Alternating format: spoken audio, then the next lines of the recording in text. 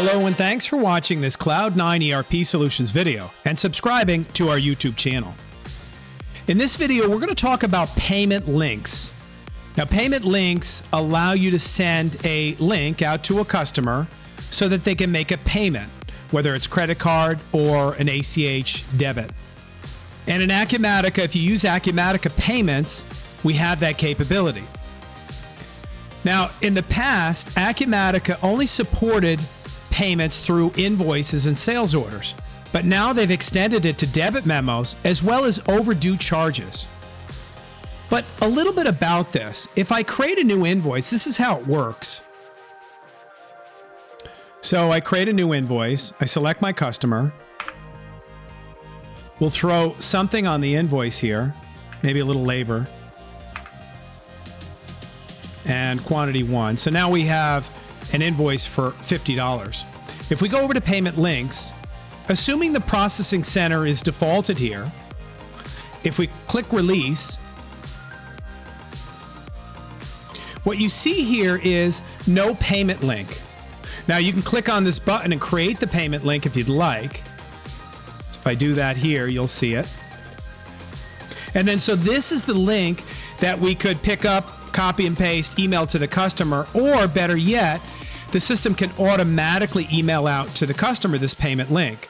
You can do that a number of different ways. You can have your business event do that, or when you go to email out the invoice, your template can include the payment link either in the body of the email or in the actual invoice so that they can click it. Assuming it's a PDF, they can click it from there. But if we create another invoice here,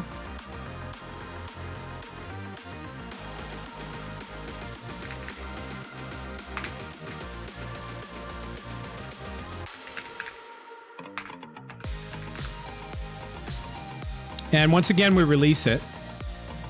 Once again, no payment link.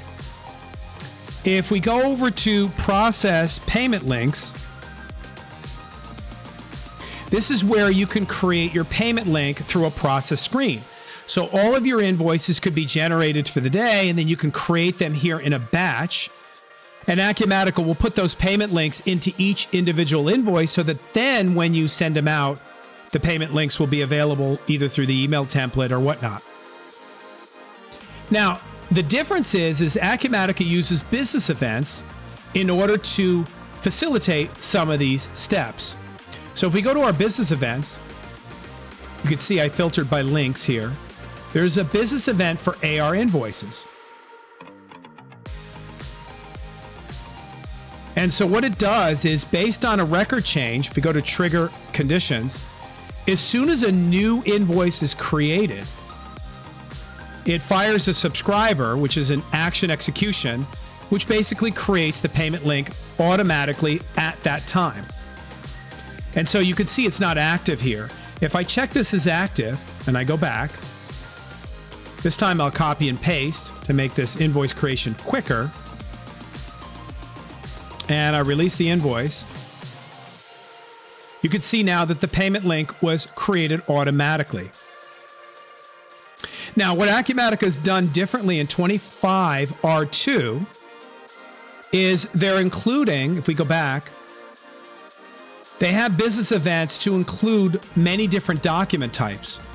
So, for example, this business event, if we go over to the trigger conditions, you can see it's including docs not just for an invoice, but for a debit memo and an overdue charge as well.